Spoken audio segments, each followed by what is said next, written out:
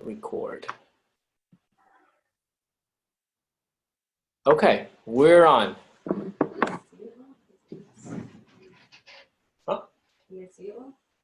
Yeah, I can, yeah.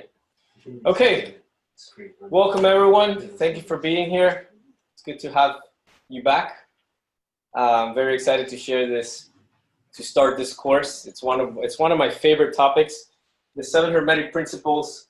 And really, when you study these principles, when you study this book that is called the Kybalion, okay, which is the place where these 7 Hermetic principles are taken from.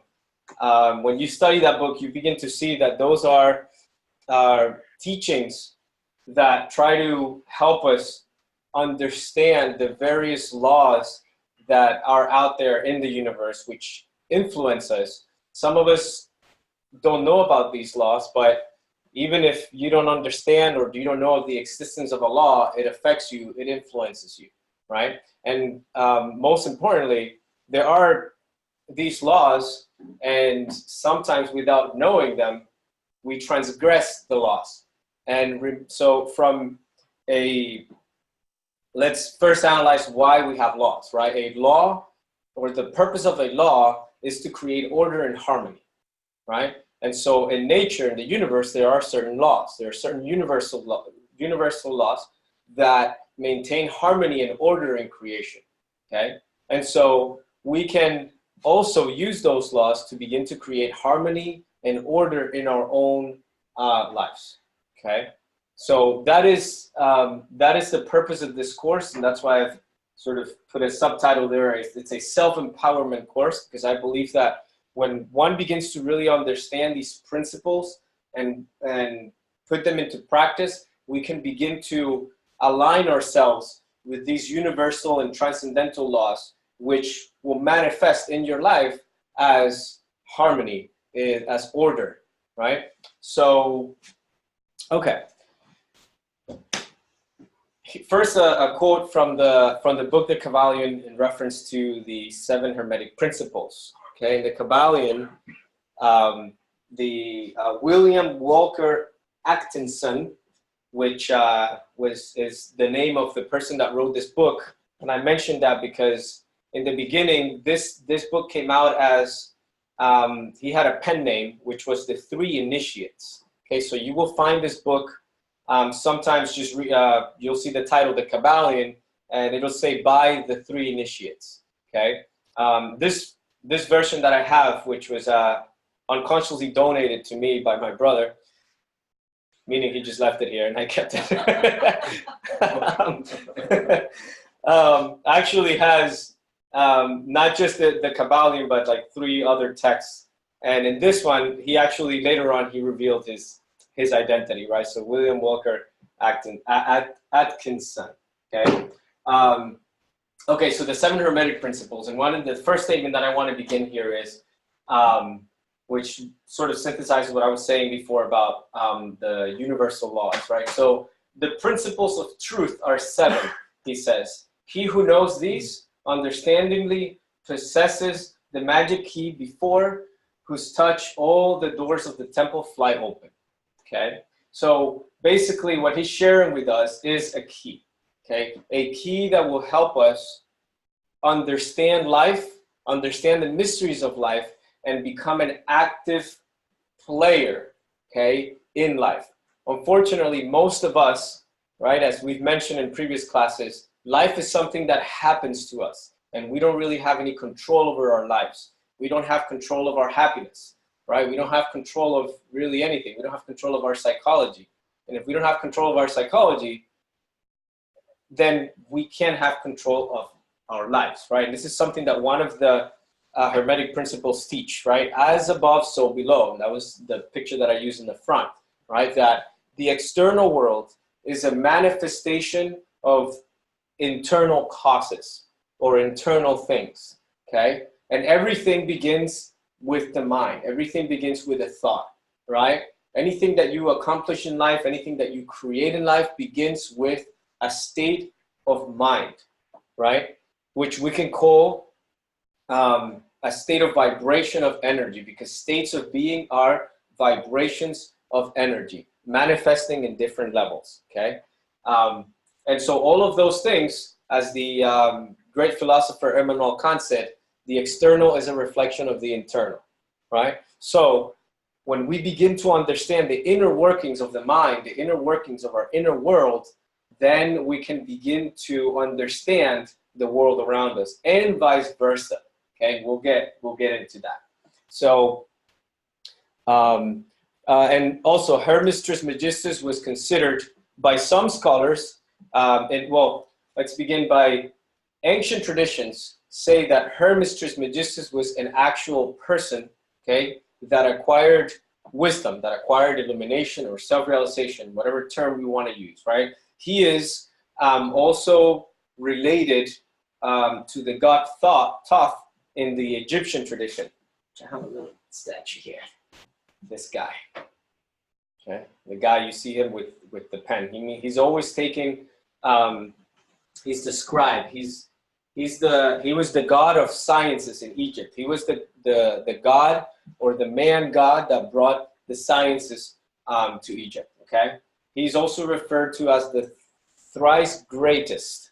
Okay, and so he, like every other spiritual enlightened person in history, created a tradition. Okay, and that tradition is known today as the Hermetic Tradition. Okay, and the word Hermetic itself means something that is concealed, something that is sealed, right? Which also relates to the previous class in which we were talking about the Esoteric tradition. The word esoteric means something that is hidden, something that is veiled for the common person, right? In that class, we also mentioned that knowledge has always been something that's been reserved, right, for the elite. Not just the elite if you were, from a special family or something, but for very special people that really dedicated themselves to profound study. Those people were admitted into these schools of mysteries or brotherhoods. Okay, so Hermes Trismegistus was this wise person. He's also famous for writing the famous Emerald Tablet. Okay, that you can just Google it and you might have come across it, right?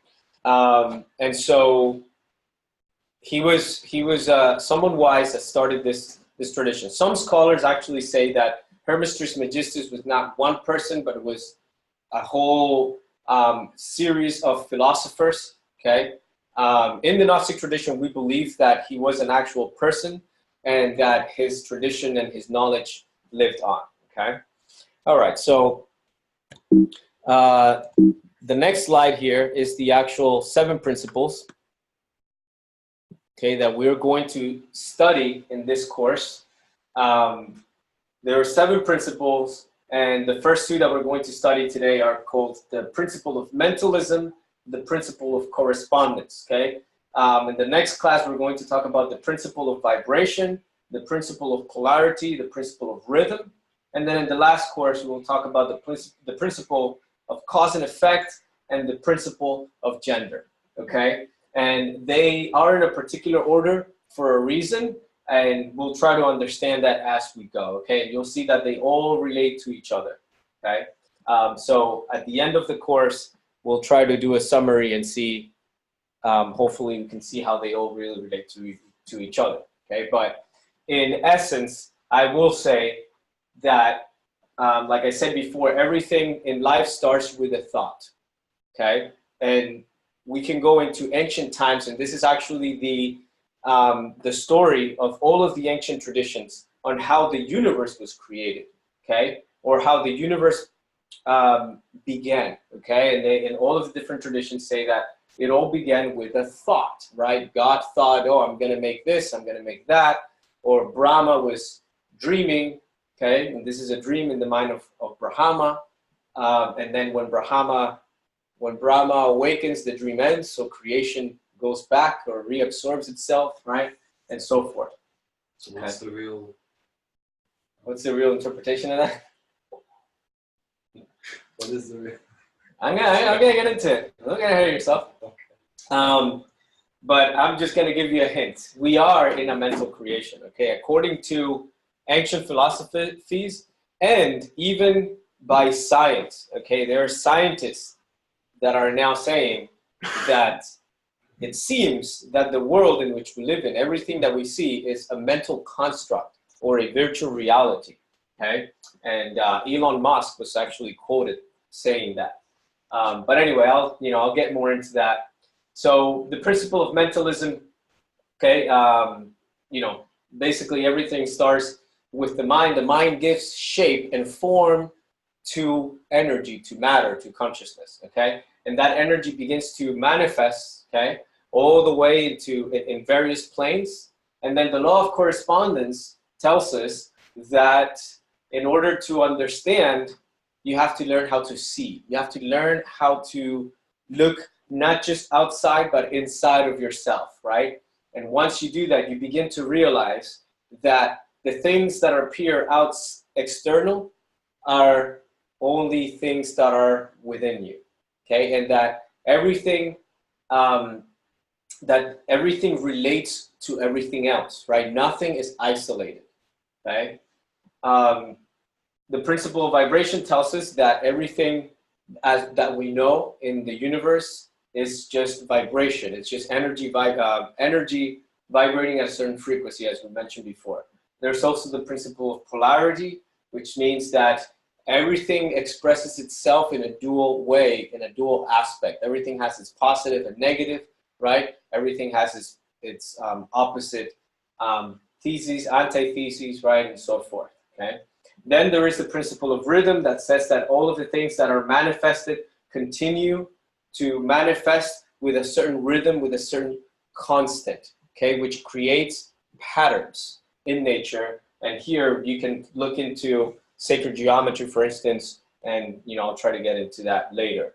Then we have the law of cause and effect, which simply tells us that for every action there is an equal and opposite reaction, right? And knowing that, of course, gives us the sense of having a lot of responsibility, right?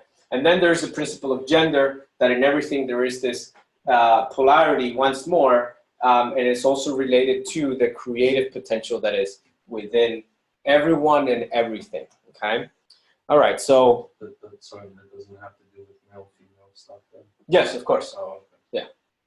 Yeah. Okay, so let's begin with the principle of mentalism, which states the all is mind.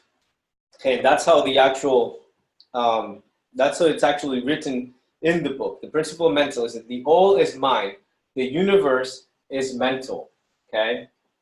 Thoughts lead to the manifestation of things and events. Thoughts create our state of existence and the quality of our experience here on earth.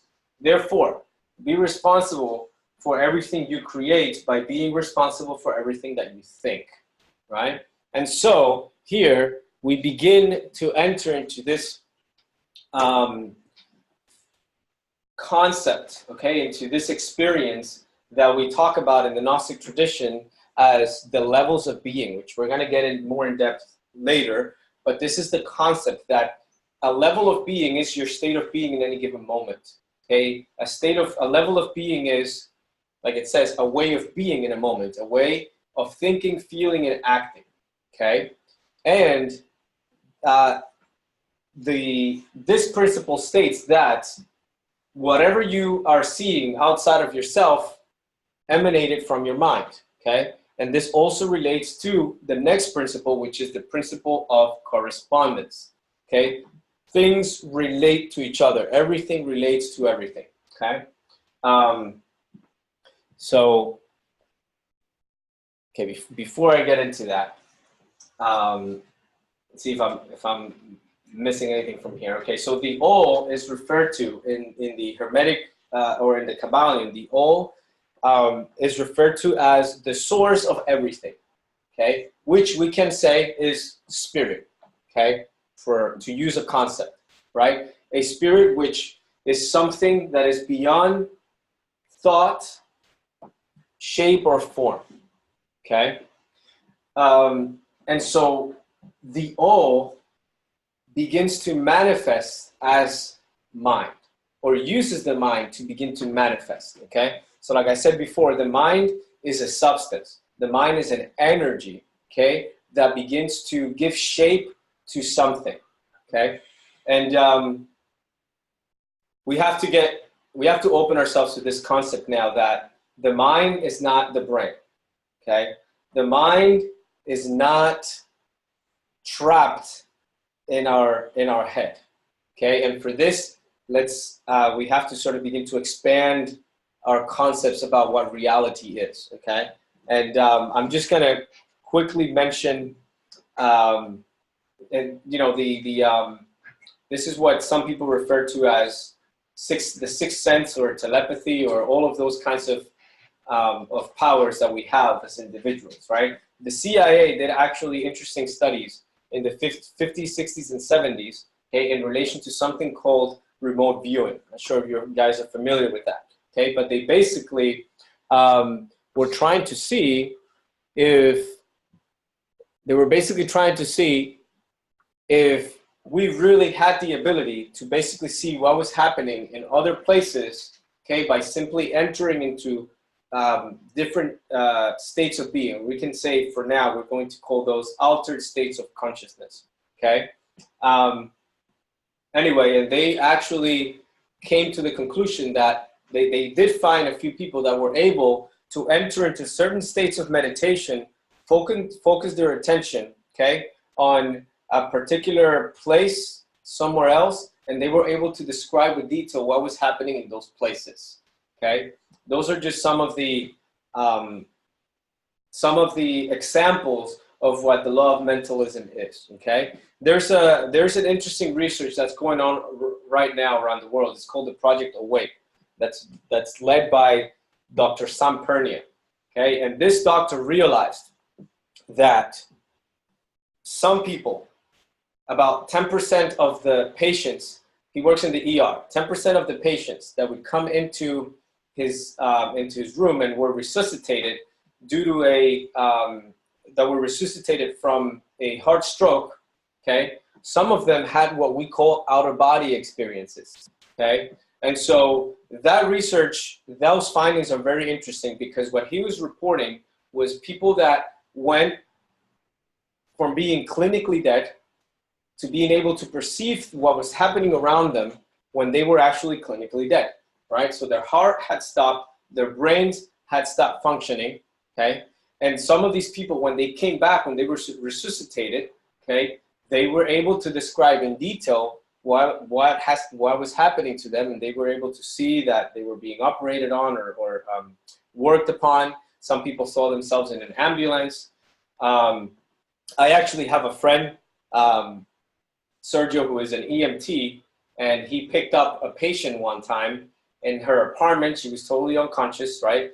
They brought her to the ER, and when they got to the ER, she came back, but she never actually saw him physically.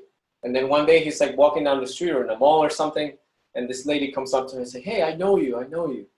And he says, "What?" It's like, "Yeah, you picked me up, you know, but why?" I told his story. He said, "Wow, yeah, I remember that, but you were totally unconscious when we picked you up." And she said, "No, yeah, I saw when you picked me up, I saw the ambulance," and she was seeing everything sort of from outside of her body, right? And so we have these, you can encounter all of these anecdotes from many people around the world. There's actually a pretty interesting documentary about that. It's called Life After Life. Okay, there was a book written under the same name. And anyway, all of those things, right, sort of begin to give a hint into this concept that we are more than just physical beings, right? That there is something much more than just this physical body that we have. And this is what this Dr. Sam Pernia is trying to prove in this project, right? And so now it's very interesting, right? People that are completely dead, clinically dead in the ER, and they're still able to perceive the world around them. And so the question is, how are they perceiving the world? If they're not perceiving the world through their five senses, right, how are they perceiving the world? An esoteric or spiritual explanation would be they're perceiving the world with the soul, as a soul, or as a consciousness, or with their mind.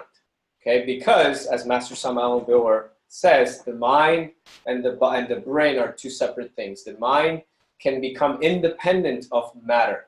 Okay, this is something that we will study in future lectures. Okay, now not only do we all have an individual mind, okay, but we all form part of a cosmic universal mind. Okay, and that is also one of the lessons that we'll see in the program. It's actually called the universal mind. Okay, and that there is this energy, okay, or nature has a mind, and we are all part of that mind. Okay, we are all individual manifestations of a universal consciousness, of a universal oneness, right? And so this sort of relates to this concept that they explore in Buddhism, for instance, that the only reality in life is the oneness, the illuminating void, right? And we are all simply expressions of that oneness, a temporary expression of that oneness, right? Okay, so I want to share with you some things in relation to this concept of the universal mind, because this concept of the universal mind and mentalism is very important, because you might not realize how much concepts and how much your mind and the state of your mind, okay, defines the person that you are and the experiences that you can have.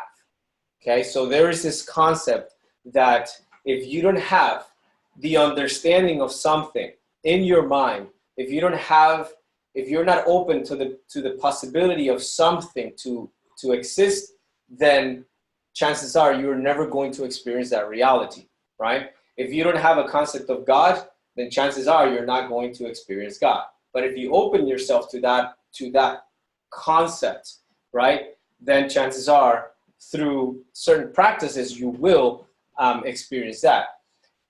And even, beyond that, because as we'll learn later, we're not really in complete control of our lives, even though we think we are. Sometimes individuals have interesting experiences in which their inner self, their spirit, sort of shakes them up and makes them realize, or tells them, hey, you better check your reality, right? And this is when we see people having, revelations, interesting spiritual experiences, when all of a sudden they are one person and all of a sudden, whoop, they flip and they go into another direction, right? Someone was telling me about this psychologist that was talking about the interesting experience that St. Paul had, for instance, when he was out in the desert. If you know the story, St. Paul was someone that was Jewish in the times of or after Jesus, and he was actually actively chasing Christians. He was against Christianity. He was actually killing Christians, right? Because he thought that they were, speaking against the true religion, which was Judaism at the time. Okay, so we go from someone that was a killer, okay, all of a sudden is going out and looking for Christians, and in the desert, Jesus appears to him. He has a revelation. Jesus comes to him and tells him, "Why are you following me?" Right? So this guy has this experience, this epiphany, this revelation, and all of a sudden he stops and he completely changes into loving Christianity and leaving his religion behind and embracing this new perception. Now, that doesn't just happen to people. When was the last time that you completely, radically changed 180 degrees, right? So this psychologist was saying that person, the thing that person saw must have been something so profound and so real that made him change. Otherwise, why would you change, right? And so this is the type of scenario where the being of the person, spirit, simply has had enough with this person, says, all right, I need you for something greater, and maybe that's why we're all here, because our being, because divinity needs us, the world needs us is calling us for something bigger, and it begins to shake our foundations, right? Okay, so interesting examples of this concept of the universal mind, okay, that that your thoughts are not really just your thoughts, that your thoughts emanated from a cosmic mind. And Carl Jung sort of talked about the universal, not the universal, Collective. the collective unconscious, right? That all of our minds were connected, and so forth, okay?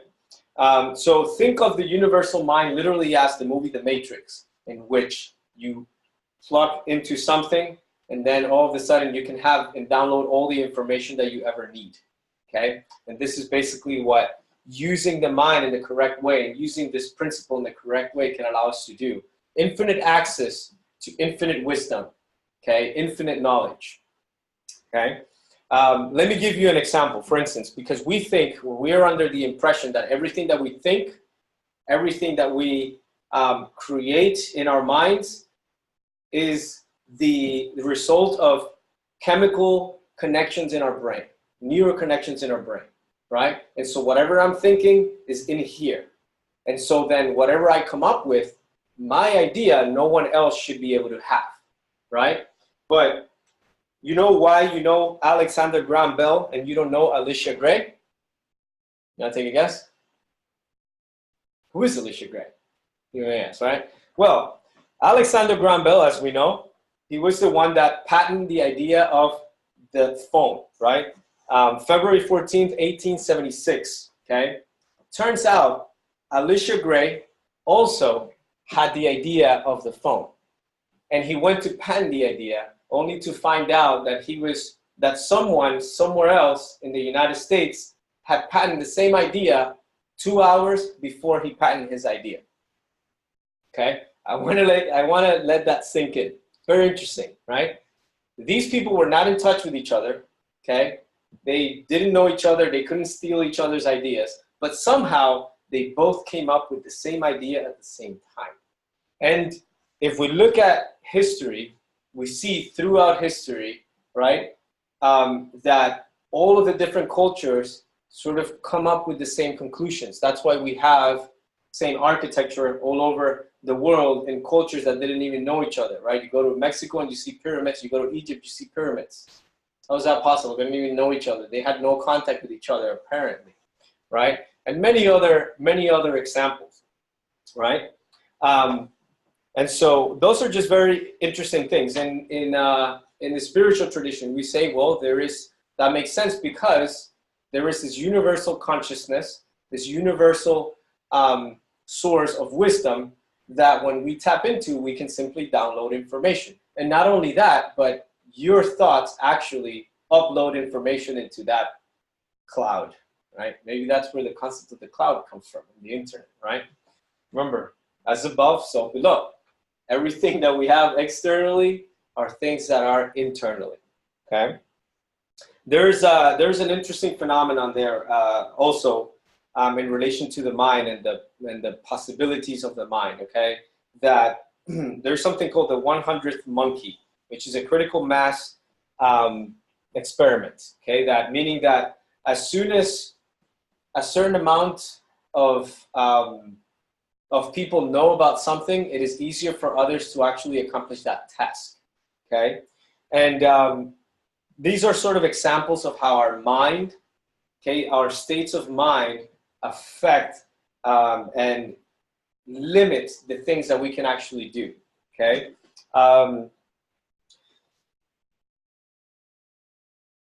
Roger Bannister was the first guy to run a mile in under 4 minutes. This was in 1954, okay? Before him, no one else was able to do it. No one had been able to run a mile under 4 minutes that we know of, right? For hundreds of years, right? As soon as the guy did it, you want to know how long it took for someone to break that record? Just 1 week. It took 1 week for someone to break a record that no one had broken in hundreds of years, or at least that we've recorded, right? Look at the Revolutionary War in America, for instance. At the time, the British Army was the most powerful army in the world. And, we had just some militias here in the United States, and we said, we're going to take over biggest army in the world, and they had so much will and so much mental power, okay, that they accomplished that task. Obviously, with the help of divinity as well, and we'll talk about sort of, there's an esoteric explanation into why the United States was formed and how divinity helped a lot of these people, right? But what's interesting is what happened after the American Revolution. All of the different countries around the Americas starting to revolt against or become independent of the monarchies, right? It took the Americans to do it first, and then the idea just spread, and everyone now felt empowered. Everyone now felt that they actually had the capacity to do it, right? And so there are some interesting experiments that actually scientifically prove this, and they've done this with rats, they've done this with monkeys. Okay, they observed that in certain islands in Southeast Asia, they started teaching these monkeys how to do a task, how to perform a task, and then they realized that after they taught a certain amount of monkeys how to do it, all of a sudden, monkeys from other islands started to solve this puzzle, okay, without having any contact with each other. All of a sudden, it's like they were telepathically sending each other the messages on how to do this, right? Interesting things. You can research all of this on Google. Maybe the monkeys were remote viewing. Maybe the monkeys were, yeah, maybe, who knows? But this actually points out to something very important, okay? And it's that there is nothing separate in the universe, okay? And in quantum physics, they refer to this as the quantum entanglement, okay? And I'm going to let you guys research that on your own because fortunately I won't have time. I will have time to get into it later, but it is a concept that everything in the universe, all particles, once they have been together, they're forever entangled. They forever affect each other. Okay, they influence each other. Okay, and so then everything that happens in your mind not only affects you, but it also affects your environment. Okay, and this is really the main reason for all spiritual traditions. This is why all spiritual traditions are so concerned with ethics and to tell you how to live your life and to tell you how to think and to tell you how to feel and act. Because now we're beginning to find out scientifically that whatever you're thinking doesn't just affect you, but it actually affects the environment, okay? And this is something that the Buddha said hundreds of years ago. Hey, come on, what's happening? Wrong Buddha. This is the wrong, right? We are what we think. All that we are arises with our thoughts. With our thoughts, we make the world, okay? We are literally affecting the state of physical things with our thoughts, okay? Which goes back to the concept also of, are we living in a simulated reality? Are we living in an environment in which thought or a mind has actually created this, okay? And if that's so, then with our mind, we're actually affecting things, right? And I put a quote here from Neil deGrasse Tyson when they were, he says, I think the likelihood that we're living in a simulated reality may be very high, okay? Elon Musk was asked, what are your thoughts on the fact that we're living in a simulated reality? And he says, I think the chances are 1 in a billion that we're not in a simulated reality. So he's saying most likely we are living in a simulated reality. And of course, we don't really know about it. So the movie The Matrix, maybe it's time to watch it again and sort of reflect deeply on it. Okay. And so scientifically speaking, now we know, and this is where this this sort of self-empowerment comes together in relation to this law. And it's that even if you don't realize, your thoughts are physically changing you. Your thoughts, your emotions are physically changing your brain, the neural connections in your brain, and are actually physically changing you, your immune system, the way that your body reacts to things, the way that your immune system reacts to things, right? And now there's strong scientific evidence that links certain states of being, okay? Like, I mean, it's very easy to see this, emotional states with the overall health and vitality of a person. Superior emotions like love, happiness, joy, all of those emotions are felt in the body as more vitality, okay? The person's immune system is stronger, okay? And the people that seem to be depressed and sad and stressed out, okay, have lower immunity, okay? These are actually things that science has been able to find out pretty recently, actually. Well, for a while, but now they're actually finally coming out to the public, okay? Last thing is something that I want to mention in relation to this. It's called epigenetic control. We've been told our entire lives, right, that genes define who we are. You were born with particular genes, and genes define your character, who you are, and so forth. But we found out at least 40 years ago that that is absolutely false, okay? Genes actually react to life, okay? And this is a law in biology now. It is known that your mind, your states of being, your mental states actually tell your genes what message to send to your body, okay? And there was an interesting example of this with a person that had a split personality disorder, okay? And this is fascinating. This person, one of the personalities was allergic to strawberries, okay? And it just so happens that another personality was not allergic to strawberries, okay? Now, if we have this common mentality, this common thought that your body is your physical body and there's nothing more to that, then every time that you eat a strawberry, you're gonna have an allergic reaction, right? It just so happened that when this person switched personality psychologically, that person could eat a strawberry and the body would not have an allergic reaction to the strawberry. And as soon as the other personality would come back, he would eat the strawberry and an allergic reaction.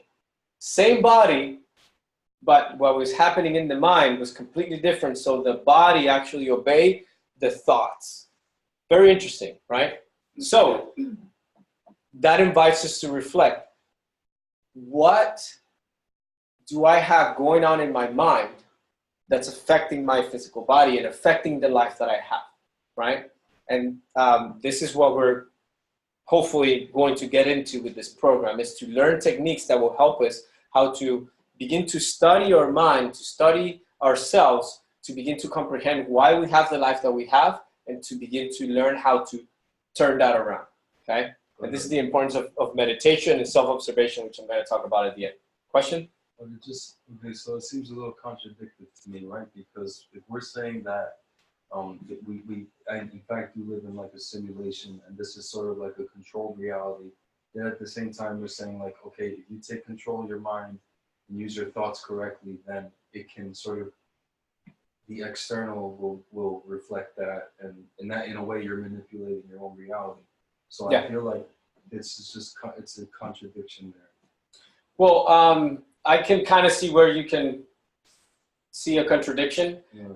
But what I'm understanding it right. What I'm saying here is that the universe was created and was or whoever created the universe. Okay, let's just put it that way. Okay, the universe was created, and it was created under certain laws. Yeah. Okay, and if you play along with those laws, then you have a particular life. If you don't play along with those laws, then you have another life that is not in harmony and in order. Yeah. Okay, so that makes sense? Yeah. So then obviously it's not like we're set in a simulated reality where everything is, because otherwise we would all be experiencing the same thing, right? No, it's just that we're all sort of aligning ourselves differently with these laws, so we're creating different alternate realities. What is and I believe in those universal laws, but do you have a recommendation of where like we can study those things, like read about those specific laws, or what, you know? Well, a good start is to go to the book, the Kybalion, to begin to understand, to become familiar with it, okay? But again, it's not something that you're going to understand just, from one class or from reading about book. It's about experiencing these laws, right? And that's what the course is really about, okay? And what is going to allow us to experience these laws and to experience the reality of these principles is when we begin to know how to put them into practice through the techniques of meditation and self-observation, for instance. Okay, and that was what I was going to talk about at the end. It's the technique of self-observation. Okay, so I'm going to use this quote by Samuel Weber to connect with the next principle, which is called the principle of correspondence. Okay, Master Samuel says, sorry, it's kind of hard to read here. The mind is a universal energy. Okay, the mind vibrates with all of creation. The entire universe is within the human mind. Okay, so what Samuel is saying is that we have an individual mind, but also, okay, we have the entire universe within our mind. In the same way that we are within the universe is also within us. Okay, and so this is what the next law talks about, the law of correspondence. That which is above is like that which is below. That which is below is like that which is above. Okay, or in other words, the macrocosms, okay, the very large, the totality, and the microcosms, okay, the very small, the individual units which comprise the whole are a reflection of each other. Okay, that's very interesting. So the universe is holographic. It is self-similar across all scales. Okay, so you, my dear David, are a wonderful, beautiful universe in itself. A little chaotic, but that's all right. That's why we're here, to align ourselves, right? We are all inner universes, okay? And you can even see this when you begin to study the atom, when you begin to study how your cells moves in different communities, you know, videos of cells, now that we can, you know, they have these simulated videos of how cells work, and cells look like little people, you know, that work together and do these things, and they all work like in unison in a community and work for each other and all these kinds of, it's marvelous, right? In the same way that we here on a bigger scale than a cellular level, we work on the same things, right? And then from a bigger scale, we actually see, okay, that universes, that not universes, but worlds, planets, solar systems, they all seem to work in the same way that the smaller aspects work. Okay, so this is a very empowering philosophy. Now let me show you just this these two pictures here that I have to sort of put things into perspective. Okay, the picture that you see here on the left is a picture of the brain cell of mice, okay, of a particular mouse in a lab, okay? And the picture that you see here is a computer simulation, okay, that was run to see how the universe has been expanding from the moment of the Big Bang, okay? And what you see here is a cluster of galaxies sort of looked upon from very far away, okay? And the connections of those galaxies are what we call dark matter, okay, which is this aspect of the universe that we can't see with our physical senses. We can't perceive it, but we know it's there. Okay, so in the universe now we know, the scientists know that there is the observable universe. The things that we see in the universe are only about what, 13% or something like that? Oh. No, the actual percentage? Math. Yeah. Like no, single digits. Right. So the things that we actually see in the universe are less than 10%, and then there's something called dark matter and dark energy. Right, and dark matter is like 20-something% of it, and then the rest of it is called dark energy, right? Which, who the hell knows what that is? What's pushing the universe to expand? Right, so it's this force that's pushing the universe to expand, and so anyway, the interesting thing about that is that it creates this pattern which looks very similar to the neural connections that we see in our brain. Okay, so then it makes you, you know, begs the question, are we inside of a giant brain? Maybe, who knows, right? It's all about perspective. Okay, let me ask you something, okay? When you see this piece of clothing, okay, from your point of view, it looks like a very solid piece of matter, right? But if I were to look closer, and I don't want to get naked over here, but if you begin to look closer into it, what are you going to see? You're going to see space in between the threads, right? Now, from where you are, this looks very solid. And if I told you this is actually empty, there's really empty space within it all, you're going to say, wow, you're crazy. I don't see any empty space. This looks very solid, right? But if you go and look at it through a microscope, you'll begin to see that there are threads. And then in between those threads, there's empty space, okay? And then even when we go into those threads, you'll begin to see that the threads are composed of other things that we call molecules, right? And those molecules are composed of atoms. And those atoms are composed of protons, neutrons, electrons, quarks, and so forth, right? Keep going. Yeah, no, we can go forever, basically, because that's what scientists have found, that the deeper that they dig into matter, you know what they find? Empty space, energy, light, that's what they find. So, again, maybe, I'm saying, and you know, it's a crazy thought, but if these two things kind of look alike, maybe we're inside of a brain, and the reason why we don't see that it's a brain is because we're so small that the only thing that we see is just, you know, things that appear random to us. We see random threats, okay? Anyway, it's just a crazy thought. But again, it's all about perspective, right? And the law of correspondence allows us to begin to place ourselves, okay, to have perspective, to allow to see, okay, where do I stand? Where am I? And how can I begin to experience this and turn things around? How can I begin to see reality? Where there's a clue. The small is just like the big, but in different scales. As above, so below, okay? And the way to access, the way to, and Friedrich Nietzsche gave us a clue in this beautiful quote: as long as you still experience the stars as something above you, you lack the eye of knowledge. Beautiful quote. What he's saying is, if you think stars are only out there, then you're ignoring something, because stars are inside of yourself as well. The universe that you see out there is inside of yourself as well, right? And again, as Immanuel Kant says, the external is a reflection of the internal, okay? Leonardo da Vinci said it in a different way. He said, learn to see, realize that everything connects to everything else, okay? And everything that I'm telling you, you can verify with in the field of quantum physics, okay? I recommend you guys look into that. There's a very wonderful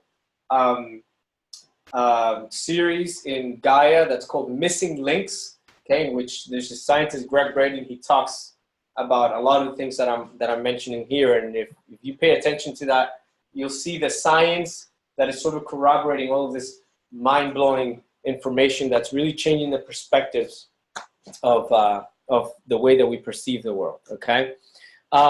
So, who do we have over here? This is a part of a bigger painting that I have over here in the world. It's called It's called the School of Athens, okay? And the two people that we have here in the middle here are Plato and Socrates, okay? And Raffaello was the one that painted this, and he gave Socrates the face of Da Vinci, okay? But anyway, these two characters, these two philosophers were trying to tell us about how to use the law of correspondence, okay? In order to access the truth, to connect to the truth, okay? You notice that Socrates is pointing up, okay? What's up? The heavens. What's in the heavens? Beyond the stars, beyond the galaxies? We don't know, right? It's always been this concept that what's up there, it's unknowable to us, okay?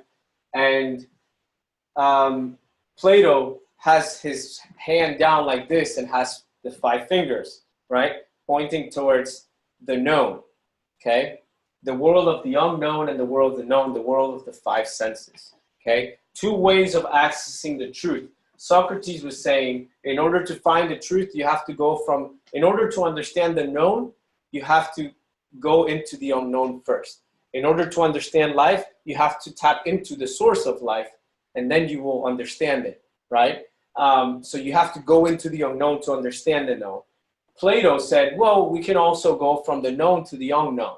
We can start to observe what we can perceive, okay? And that will give us insight into the source of that, right? Into the unknown, okay? So whichever way you prefer, this is more of a way of intuition, okay? And this is more of the way of intellectual analysis of perception, okay? Even though in both there is intuition, okay? So there are two ways of getting to the truth: the inductive and the deductive system, right? And there's a wonderful practice that we'll do at the end, which is called the in the Zen tradition.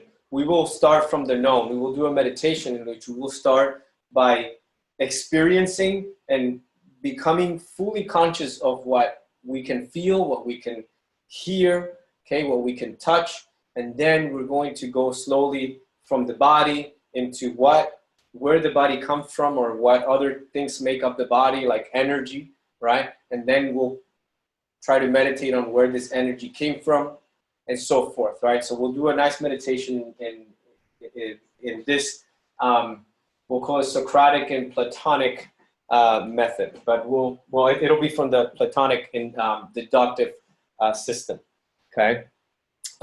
Okay, and so basically, the key that's going to allow us, or the practice, the technique that's going to allow us to experience, okay, this law, to see this law, is the technique of self-observation, okay?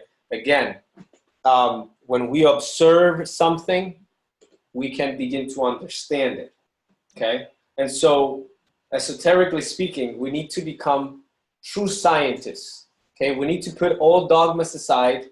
We need to put all concepts of life that we have and open ourselves to possibilities, right? Like a true scientist, when he's looking at data, when he's looking at things, he's trying to be open and see what that is, right? And so we have to put aside concepts that we have been given from an early age, from school, from, you know, so-called scientists, or even from religious leaders, right? From beliefs from our own family, from our culture, and so forth, and begin to really observe, right? And see where that leads us to, okay? And there is a technique that we practice in Gnosticism. It's called self-observation. As the word implies, is the observation of the self, okay? So the attention is brought inside with the purpose of understanding the universe around us. And this is why in the Greek temple of Delphi, there was that encryption that said, "Men, know yourself, and you will know the universe and the gods," right? So the Greeks were inviting us to begin to look into ourselves in order to understand the universe, in order to understand the world, right? This is what psychologists do, right? Why does a psychologist understand us, everyone around him, perfectly, or, you know, better than us? Because he has looked into his mind, or has learned how to look into the mind, which is the source of all things. So you see how the principle of mentalism begins to connect with the principle of correspondence, and you cannot have one without the other, right? And then the next principle, which we'll talk about next week, is the principle of vibration, which states that everything is constantly vibrating, everything is moving, right? And thoughts in themselves are states of vibration, okay? And so when we begin to tap into that, we can begin to recognize, okay, the source or the causal principles of our actions, and tap into the why of our lives, right? And so again, if you want to change your life, what do you want to do? What do you have to do? You have to change yourself, right? And that's what Gandhi said, be the change that you want to see in the world, okay? But you can't be the change that you want to see in the world if you don't realize that you have to change something. And how do you realize that you have to change something? When you begin to observe, right? Observe what? The patterns that you begin to see in your life. And that's where the law of correspondence comes into place, because the law of correspondence is telling you there are patterns, okay? And those patterns that are out there, they also have to be inside of you, right? And so then if you see something ugly outside of yourself, that's telling you, don't run away from it. That means that you have something ugly within yourself that is attracting that or is creating that. And so in order to change that, what do you have to do? You have to eliminate the ugliness that you have within yourself, which is a concept, which is a perception of reality, right? In this moment, we all feel very safe here, right? Because we don't perceive a threat, okay? But, you know, I don't know, someone comes in, I'm going to say, here's a perfect example, a deeply religious Christian person, okay, or any other religion, and comes into this room and sees that I have a Buddha, and I have a Virgin Mary, and I have some Egyptian statues, and a sword, and, you know, a pentagram with a star there, and that person's going to come here and say, whoa, what the hell's happening here? And that person's going to feel fear, and it's going to feel unsafe, right? Why? Two people, same environments, different states of being. Why? Because that person has a concept that is shaping their reality of the environment, right? And so then what is the reality of this moment? In esoteric philosophy, we say that there is one objective reality, okay? But we are all disconnected from clear sight, from clear vision, which is clairvoyance, clear vision, from the ability to see things clearly. And that is why we live in so much chaos, because we're not able to see the one universal reality, the one universal truth that unites us all, and from which all of this came about, right? So the technique of self-observation starts with the question, okay? Who am I in this moment? What am I feeling? What am I thinking? What am I feeling? And how is that affecting the way that I act? Because I know that that is going to create the life that I have, right? Gurdjieff says, self-observation brings a man to the realization of the necessity of self-change. And in observing himself, a man notices that self-observation in itself brings about certain changes in his inner process. He begins to understand that self-observation is an instrument of self-change, a means of awakening. Right? So, and external observation. And external, of course. Because then that allows you to see what you're attracting into your life. That allows you to see the correspondence. Exactly. Me, yeah. I did a lot of reflection along my path about things that I saw outside of myself that I was attracting. Mm-hmm. And then until I finally realized, you know, that it was a reflection of me. Right. You know, through that observation of the external mm-hmm. of my life, I was able to see that it was actually me that I had to change that. Right. Exactly. You used the inductive system. Right. You went from the known to the unknown. Right. Yeah. So great. Yeah, that's it. Thank you for that. You know, basically Samael says that in the next quote, how could anyone who does not know himself modify his circumstances? How could anyone who has never observed himself internally know himself? By what means is one able to self-observe if one has not previously divided oneself into the observer and the observed? Okay, this is something that we're going to talk about in detail later, because that's what meditation helps us to do, to divide our attention, okay, and focus our attention on, or divide our attention between me, who I am, the self, and what I am observing, which is the thoughts, the emotions, or even life outside of ourselves, right? But we're always identified with the thoughts. So we're never able to separate ourselves from the thought. When you're angry, for instance, you don't allow yourself to separate yourselves from anger. And if you don't separate yourself from the anger, you are limited to a particular way of thinking and a particular way of seeing. And the example that I give of this person coming in here, under that state of being, that person is not going to be able to understand other things, right? Because that person's state of being is conditioning her ability, her mind, to open up, right? Which again relates to the principle of mentalism, right? Our minds, or through the correct use of the mind, we can allow ourselves to open ourselves to see new things, okay? Or we close ourselves, okay? Okay, if one truly and very sincerely begins to observe oneself internally, one ends up dividing oneself into two, the observer and the observed, okay? And then that also makes you realize that you're not the thoughts, that you're not the emotions, that you're not the body, okay? That you are the essence, the being that is within all of this, okay? If such a division is not produced, we will certainly never take a step forward on the marvelous way of self-knowledge, which leads to awakening, as I've mentioned before. Okay, I put a little hashtag there. I actually took this from the Instagram page. I just snapped it. Yeah. If you haven't done so already, follow me on on Instagram, NYC Gnosis. I'm always putting quotes and things to plant seeds on there, right? Okay. One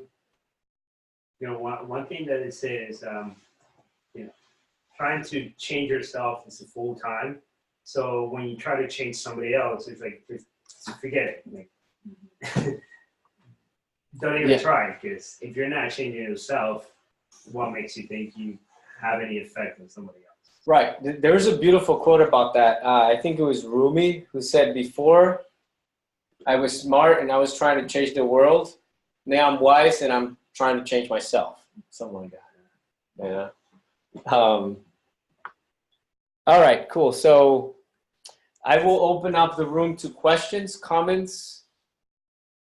Well, going back to some of the beginning things that you were saying, I got a couple of things. Like when we were talking about the mind, right? Yes. And how it's different than the brain. Where does the subconscious come into all that?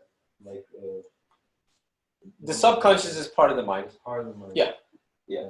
The mind has, and those are things that we're going to sort of get more in depth into, because yes, there is, we can call it the conscious mind and the unconscious mind, right? Mm-hmm. Most of what we manifest is the unconscious manifesting, through us. Unconscious patterns that we have inside of ourselves that we don't realize that are influencing our behavior on a moment to moment, But yeah, it's and is that what we need to try to tap into though, to control? Like, that would be at least the negative aspects of your subconscious mind, I guess. Yes. But yes. how are you supposed to self-realize those? Is it through meditation? Is that what meditation and what we call death of the ego, the psychological death. Okay, it's understanding of the whys of a particular psychological behavior, right? So, I don't know, for instance, we'll say that part of your unconscious aspect would be to judge people, okay? And so then you have to analyze, you have to study, why do I judge people, right? Why do I judge this person and so forth, right? So you have to go inside and study why you judge this person. First you're going to say, well, I'm judging this person because I think that this is what I think of her, and I think that this is not aligned with truth, right? With a particular truth, with a particular truth. And then the question is, well, is that really true? And do I really have the right perception and that person doesn't? And so see, that is what we're doing here, is meditating. We're reflecting deeply on one thing. And so when you do that, you need your mind to be able to focus on something for a period of time that will allow the answer that's already there to simply descend, okay? And I'll finish this example with what Isaac Newton said. Truth is the offspring of silence and unbroken meditation. So in other words, it's saying all you have to do in order to acquire the truth about anything is to sit in silence and wait for the answer to simply be deposited into your mind. And that's the law of mentalism. Does that make sense? But of course, we need to know how to what? How to quiet our mind. We need to know. So the mind can be in two states, in a receptive or in an active state, right? When you're actively, if I'm actively talking and you're trying to tell me something, I'm not going to be able to receive anything that you're saying, right? And so that's the problem. Our mind is always chatting. Our mind is always talking, commenting, observing, not observing, but judging, right? Everything that we see, everything that we experience, labeling everything that we experience as it thinks that things are, right? And that's our problem. So we don't open ourselves to the new. We don't perceive anything new because we already have a concept of reality when we experience it, right? Which is like we're projecting our own subconscious onto the reality of the world. Again, we're sort of saying the same things as, you know, the external is a reflection of the internal and so forth, right? And so deep meditation will eventually, little by little, take you to that, okay? Self-observation, reflection. Self-observation, reflection, meditation, and then action, right? Because you have to act upon it. If you see that you have a negative behavior, you need to correct it, right? And one of the ways that we begin is by not allowing that behavior to express itself. And in not allowing it, you begin to study it. You begin to see, okay, I have the desire to do this. Where is this desire stemming from? What is it that I'm looking for with the satisfaction of this desire? Oh, it's a particular state of being. It's a state of pleasure that I get from criticizing someone, from judging someone, from, whatever it is. Make sense? Which is a compensation for the emptiness that we feel of non-being, which in religion they call the emptiness of not having God within you, or the Christ within you, or whatever you want to call it, right? Okay, cool. I think I've talked a lot. So if there aren't any questions. Christian, actually, yes. It's Alex. So I don't know how to put this in words. So your whole idea of quieting your mind, what you're saying about quieting your mind, can you relate that to the idea you were talking about with the idea of the shirt not actually being solid? So it's like every thread, you can go deeper and deeper and deeper. So it's like your thoughts are almost like the threads and the atoms and everything. Because if you quiet your mind, the source of it all, is that what you're saying? That's an interesting analogy. I mean, I was not thinking of it in that term, but that's an interesting way of looking at it. Yeah. Yeah, I mean, when the mind is quiet, the mind is receptive, the mind is observing. Mm-hmm. And yeah, I mean, even though you're going into all of it, you're not necessarily being caught up with whatever you're observing. You're simply seeing it and letting it be and going deeper and deeper into the source of it all.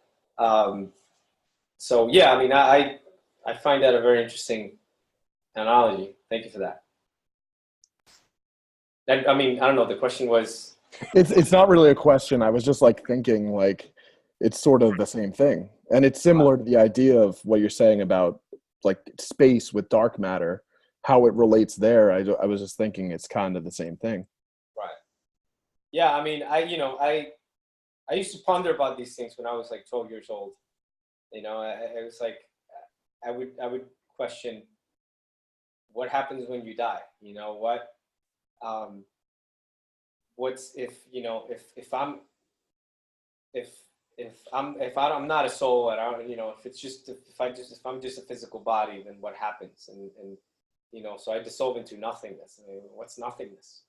What's the nothingness of nothingness? It's got to be a different nothingness than empty space between me and Stuart, right? Because apparently there's nothing in between us, but now we know there's atoms and particles and dark matter and gray matter and all kinds of and so that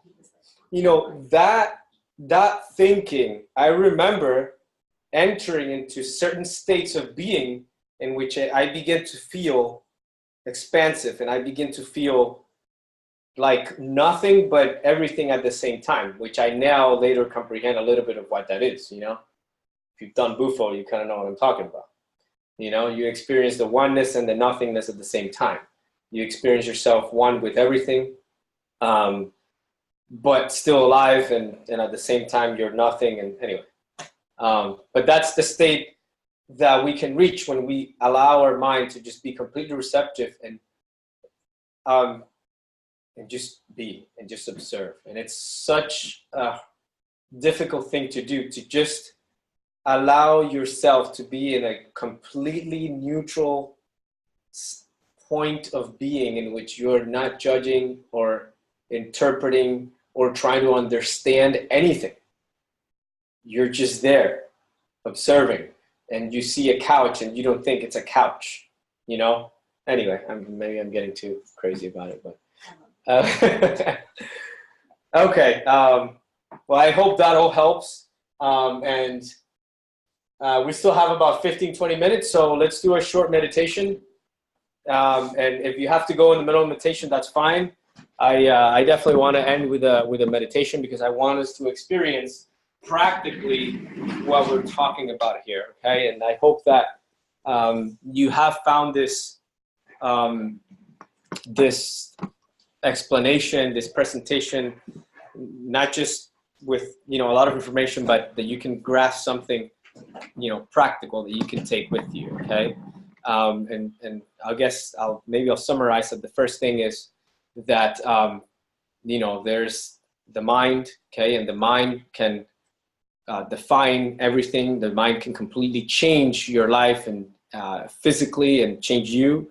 Okay, and when we use the law of correspondence, okay, we can use that law to begin to give us insight, okay, into who we are, okay, and into, you know, just by seeing patterns outside of ourselves. Okay. Can you share the brain cell and the universe with me? Sure, I'll do that. Not sure if I can do it here, but I'll definitely share that with you. And if any of you, you know, having said that, if any of you want me to provide all the slides and the info that I send here, I can do that. Just send me an email or send me a text or whatever, and I'll provide all of that. Okay. All right. So let's do a short meditation.